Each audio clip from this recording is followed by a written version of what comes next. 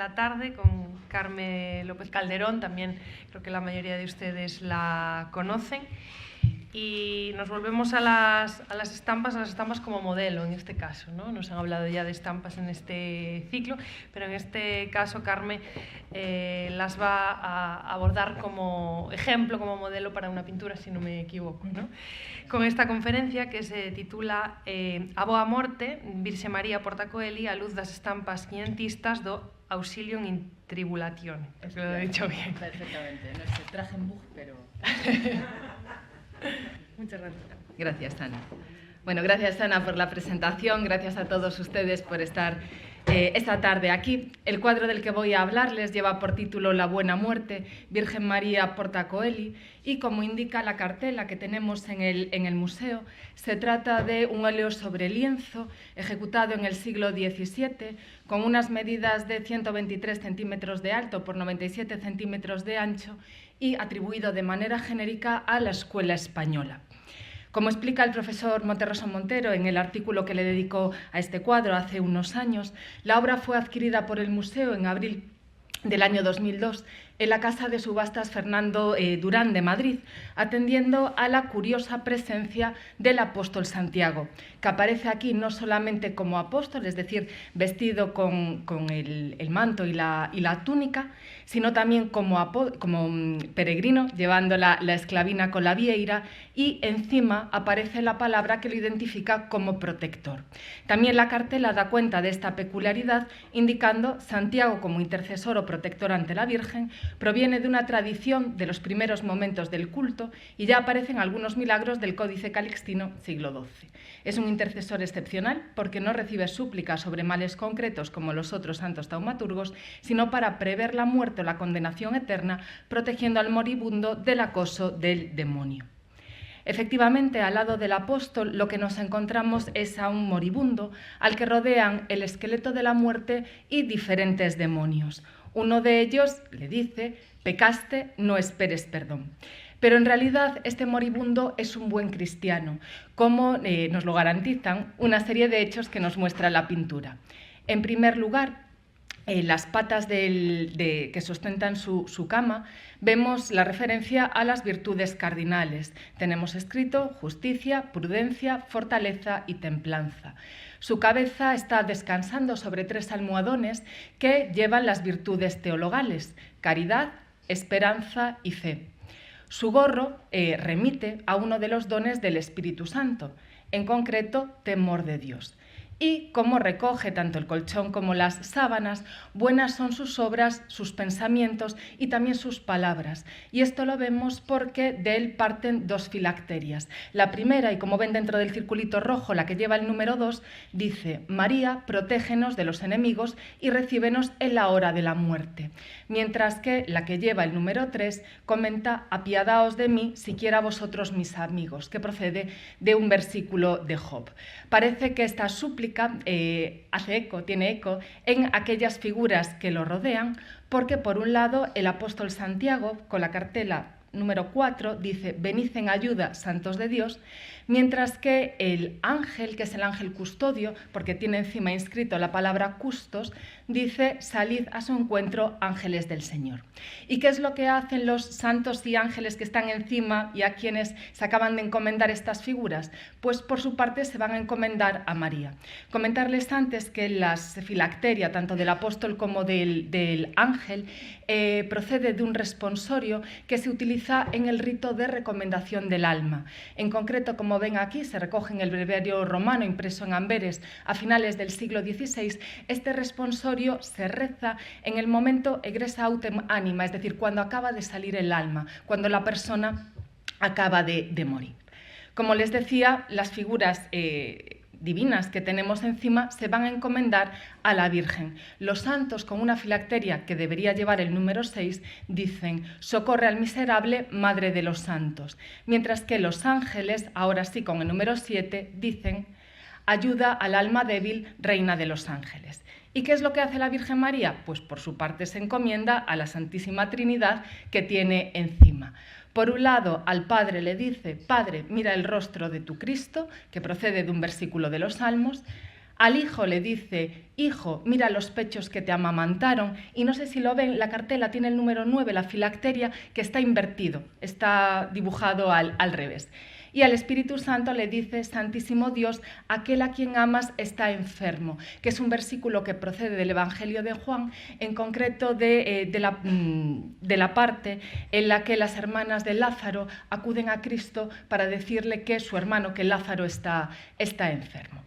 Ya en la parte de arriba, Cristo en primer lugar y con la cartela número 11 se dirige al Padre y le dice: Padre, observa mis heridas, mientras que el Espíritu Santo con el número 12, con un versículo tomado de los Salmos, dice: ha llegado el tiempo de tener misericordia de él. Y al mismo tiempo, los tres contestan a María en los mismos términos: hija, hágase como deseas; madre mía, hágase como deseas; esposa, hágase como deseas.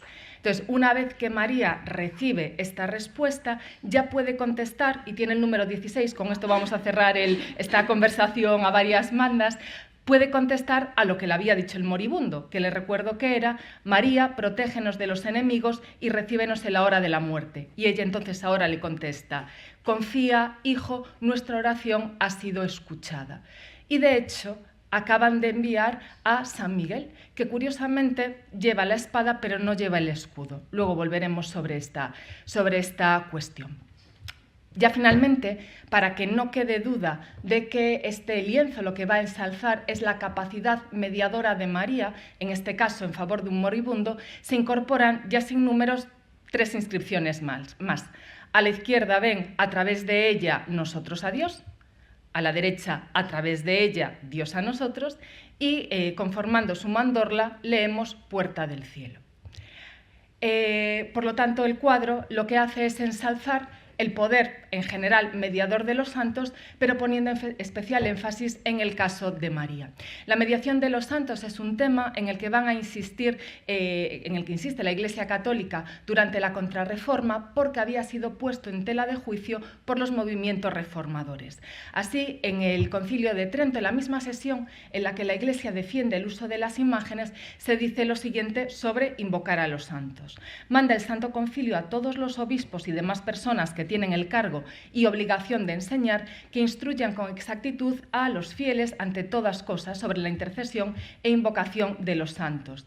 Enséñeles que los santos que reinan juntamente con Cristo ruegan a Dios por los hombres, que es bueno y útil invocarles humildemente y recurrir a sus oraciones, intercesión y auxilio para alcanzar de Dios los beneficios por Jesucristo su Hijo, nuestro Señor, que es solo nuestro Redentor y Salvador, y que piensan impíamente los que niegan que se deben invocar los santos que gozan en el cielo de eterna felicidad, o los que afirman que los santos no ruegan por los hombres, o que es idolatría invocarles para que rueguen por nosotros, aun por cada uno en particular, o que repugna la palabra de Dios y se opone al honor de Jesucristo, único mediador entre Dios y los hombres, o que es necedad suplicar verbal o mentalmente los que reinan en el cielo. Queda claro que insisten que es bueno, que es de provecho encomendarse a los santos.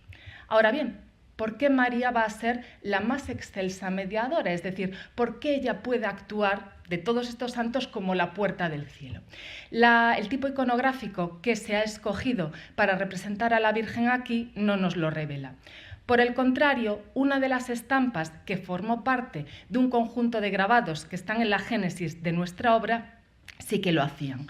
Por eso queda claro que este grabado no fue el que se traspuso al que tenemos en el museo, sino que fue este otro que tenemos aquí. El hecho de que, vamos a ir viendo todo esto por partes, que este cuadro estaba basado en una estampa, nos lo hacían presuponer varias cuestiones. Y aquí ven, perdón que no lo comenté, como el 9 en el grabado de partida está también volteado, como tenemos en nuestra pintura. Como les decía, hay varias cuestiones que nos hacían presuponer que este cuadro se inspiraba en un grabado. Primero, la proliferación de filacterias. Y en segundo lugar, el hecho de que nos vamos a encontrar una imagen muy parecida hasta en más de 10 cuadros distribuidos por distintos países europeos: Croacia, Francia, Polonia e Italia, y también en 3 casos latinoamericanos. En concreto, toda esta recopilación de cuadros la han hecho los 2 investigadores que tienen aquí. La segunda de ellas, Néstic, incluía también estos cuadros del ámbito latinoamericano que en concreto se encuentran en Ecuador, en Nuevo México, pero procedente de la Nueva España, y en Perú. El artículo de Néstic resulta de especial utilidad porque, aunque ella se va a centrar en la pintura croata, rastrea todos los referentes grabados, que lógicamente son los mismos que justifican nuestra pintura. Para esta investigadora, los grabados más antiguos son aquellos que se publicaron en Roma en el año 1585 y que son los dos que ven aquí.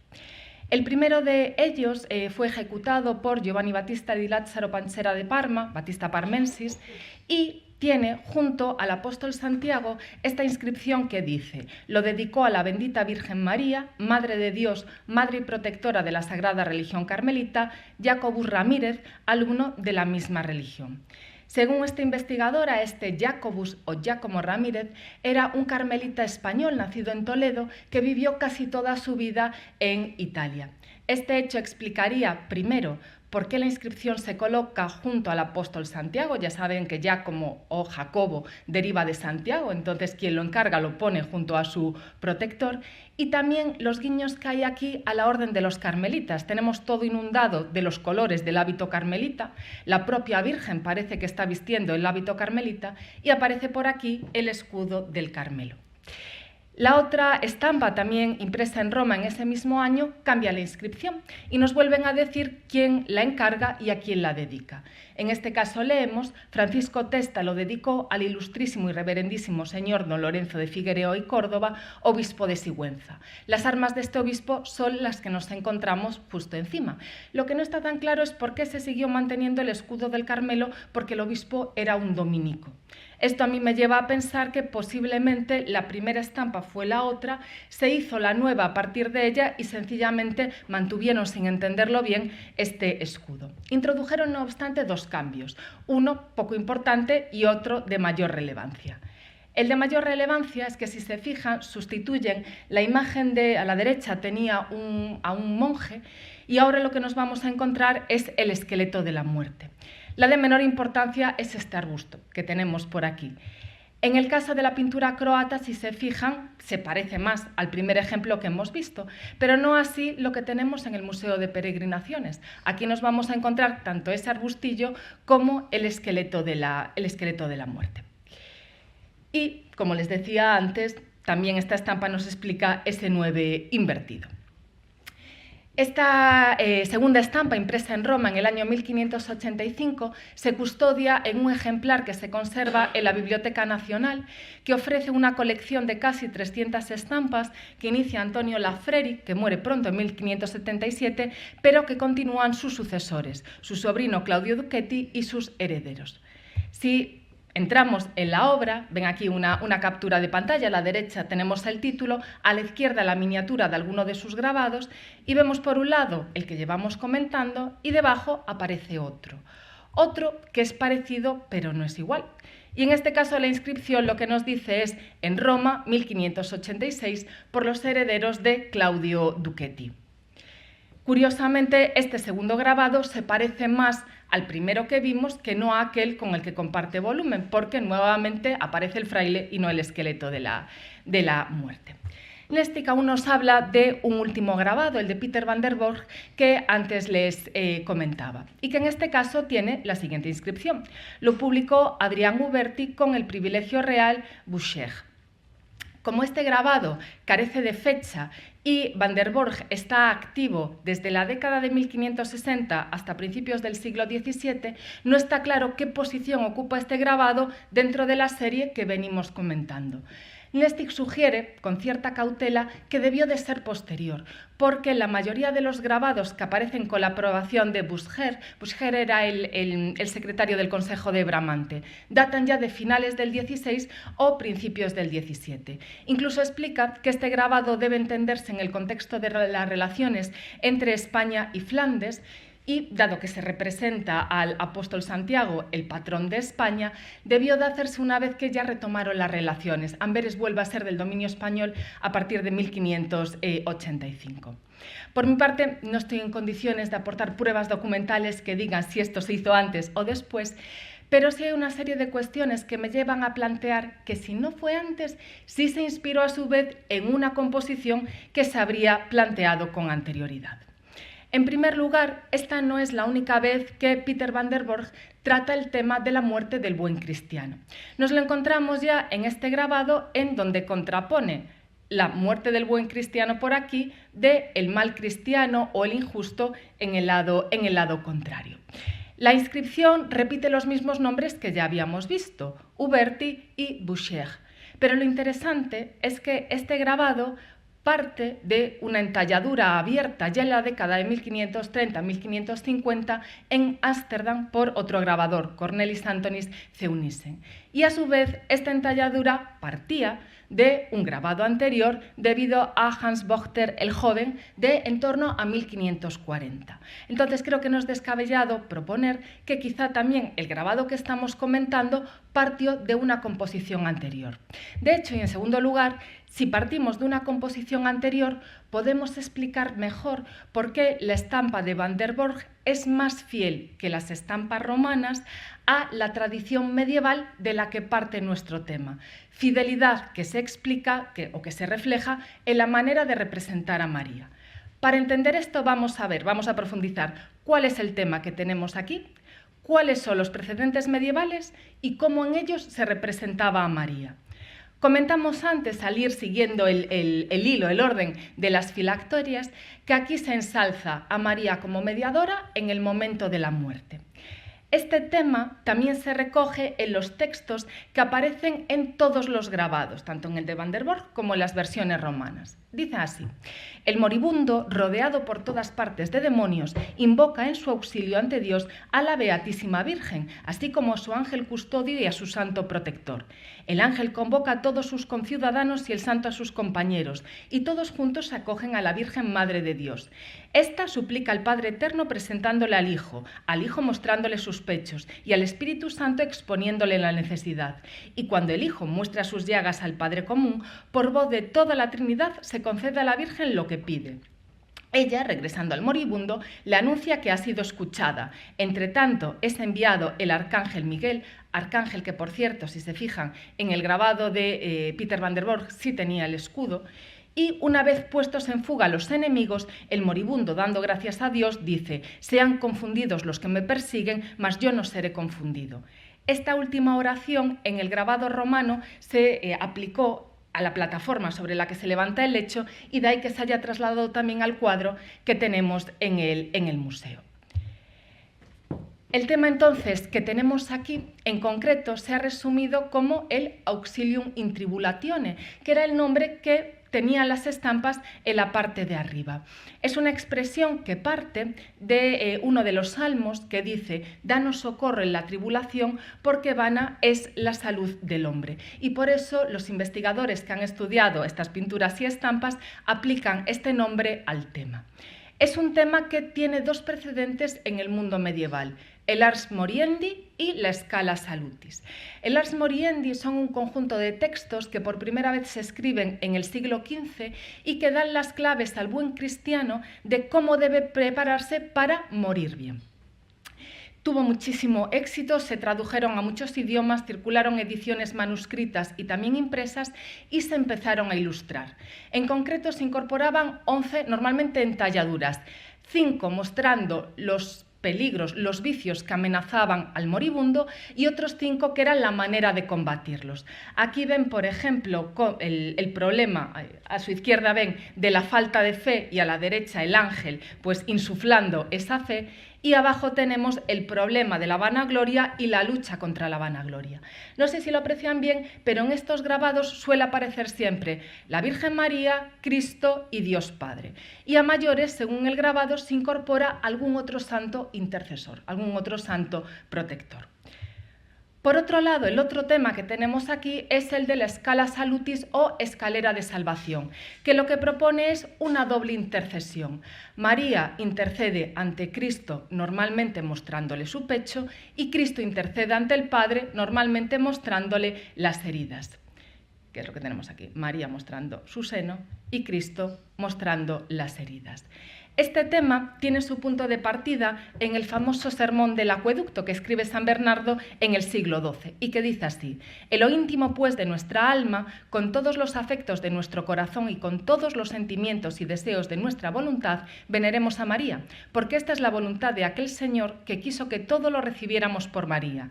Recelabas acercarte al Padre y aterrado con solo oír su voz, huías a esconderte entre las hojas. Él te dio a Jesús por mediador. ¿Qué no conseguirá tal hijo de padre tal? Pero por ventura en él también miras con temblor su majestad divina, porque aunque se hizo hombre, con todo eso permaneció Dios. ¿Quieres tener un abogado igualmente para con él? Pues recurre a María. Oirá sin duda el hijo a la madre y oirá el padre al hijo. Hijos amados, esta es la escala de los pecadores, esta es mi mayor confianza, esta es toda la razón de mi esperanza. ¿Pues qué? ¿Podrá acaso el hijo repeler o padecer repulsa? ¿Podrá el hijo no ser atendido por su padre o rechazar los ruegos de su madre? No, no, 1000 veces no. Va a ser más interesante, de todos modos, por la repercusión iconográfica, un textito que se escribe en alabanza de la Virgen María, que durante mucho tiempo se atribuyó al propio San Bernardo, pero que a día de hoy se sabe que fue de otro abad de su época, de Arnaldo de Bonaval, y que dice así: el hombre tiene un acceso seguro a Dios cuando tiene al Hijo como mediador de su causa ante Dios y a la Madre ante el Hijo. Cristo muestra al Padre su costado y sus heridas.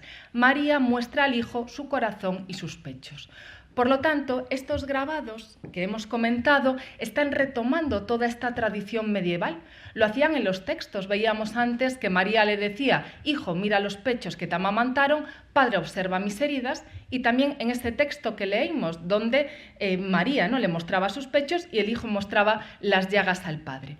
Pero el único que sigue manteniendo la tradición, no solo textual, sino también iconográfica, es el grabado de Pieter van der Borch. Por eso les decía que enlazaba mucho mejor con la tradición medieval que fundamenta el tema. ¿Y por qué esto es importante? Porque de esta manera deja mucho más claras las implicaciones teológicas del tema que tenemos aquí. Es decir, ¿por qué María puede ser la puerta del cielo, la más excelsa corredentora? O lo que es lo mismo, ¿por qué intercede mostrándole los pechos a Cristo? Porque de esta manera le dice que lo amamantó. Era lo que nos decía la filacteria. Eso significa que es su verdadera madre. Y como madre que es, el hijo le va a hacer caso. Los textos insisten continuamente en que como María ruega como madre, es a quien más le van a escuchar. Gofredo Abad dice que María, aunque alcance las gracias rogando, con todo ruega con cierto imperio de madre, por lo cual debemos nosotros sin duda confiar que ella alcance cuanto desea y pide por nosotros. Dice San Antonino que los ruegos de la Virgen Santísima, siendo ruegos de madre, tienen cierta razón de imperio, por lo que es imposible que no sea oída cuando ruega. Y en este contexto hay textos que directamente presentan los senos de la Virgen como poderosas armas de intercesión.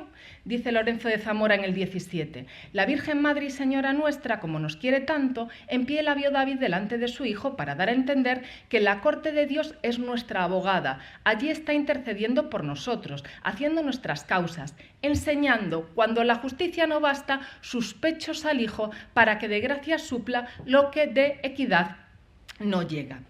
Por ello no es de extrañar que el propio van der Borch utilice este tipo iconográfico para grabados en los que nos muestra a María como intercesora. Quizá el más elocuente en este sentido es el que tienen a la derecha, porque si se fijan en el título indica abogada del género humano.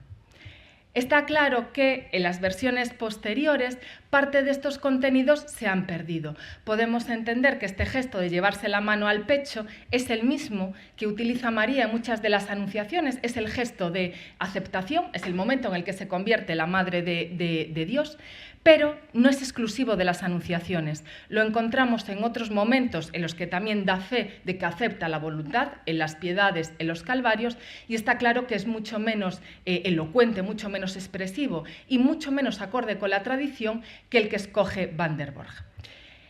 ¿Por qué motivo se decide ocultarle el seno a María? Podemos pensar que es por un tema de decoro, también derivado del Concilio de Trento, pero lo cierto es que uno de los principales teólogos moralistas, que es Molanus, el Concilio de Trento, la sesión sobre las imágenes es muy cortita. Entonces, en los años posteriores hubo teólogos moralistas que desarrollaron cómo debían concebirse las imágenes. Uno de los principales es Molanus, que escribe en Lovaina, y este es su tratado sobre las imágenes. Pues no cuestiona este tema, al contrario, lo justifica y dice así: Así como entiendo las palabras de Bernardo por esta malinterpretación de lo que escribió Arnaldo de Bonaval, en sentido figurado, juzgo que de la misma manera debe entenderse la imagen procedente de sus palabras. No la debemos de rechazar, es una forma de mostrar que es su madre, que es la mediadora. Pero sí es cierto que cada vez este tema fue desapareciendo. Se ve muy claro en grabados inspirados en unas mismas imágenes. En el primero que ven aquí, María aún tenía los pechos descubiertos y progresivamente se le fueron cubriendo. Está claro entonces que se pierden buena parte de esos contenidos que tenían en un comienzo. Esta degeneración va en aumento en otros lienzos derivados de estas imágenes. Si nos vamos ahora al ejemplo de Ecuador, si se fijan aquí, la Virgen María aparece bajo el tipo iconográfico de la Inmaculada Concepción.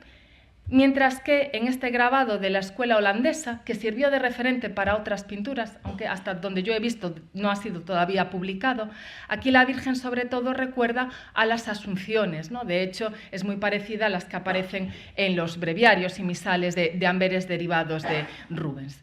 Curiosamente, en esta estampa, aquí el protector no era el apóstol Santiago, sino que es San José. Tenemos el nombre y porta la vara florida. Yo sospecho que si hubieran utilizado este grabado como referente, el Museo de las Peregrinaciones y de Santiago no habría adquirido la obra. Muchísimas gracias.